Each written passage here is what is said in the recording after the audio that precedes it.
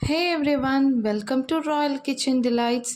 நான்வெஜ்லேயே எல்லாருக்கும் first choice சிக்கனாக தான் இருக்கும். அந்த சிக்கனில் கிரேவி எப்படி பண்ணுறதுன்னு பார்க்கலாம். கிரேவிக்கு அரைக்க தேவையான பொருள் எடுத்துக்கலாம்.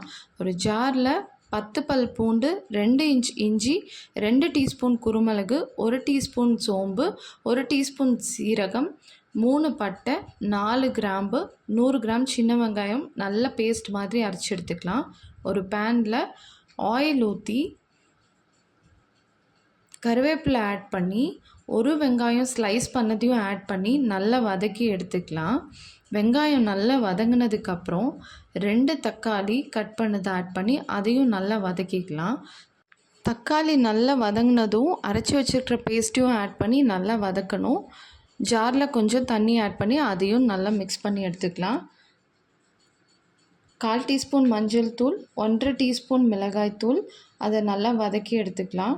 வதங்கினதுக்கப்புறம் 1 டேபிள் ஸ்பூன் மல்லித்தூள் ஆட் பண்ணி அதையும் நல்லா மிக்ஸ் பண்ணிக்கலாம். ஃப்ரை ஆனதுக்கப்புறம் 1/2 கிலோ சிக்கன் இதில் ஆட் பண்ணி தேவையான அளவு உப்பையும் ஆட் பண்ணி நல்லா மிக்ஸ் பண்ணிக்கலாம்.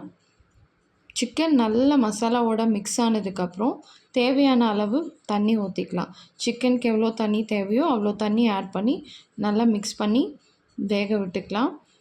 15 மினிட்ஸ் நல்லா வெந்துடும் சிக்கன் ஒன்ஸ் நல்லா வெந்ததுக்கப்புறம் மல்லித்தலையை ஆட் பண்ணி மிக்ஸ் பண்ணிட்டா சிக்கன் கிரேவி ரெடி.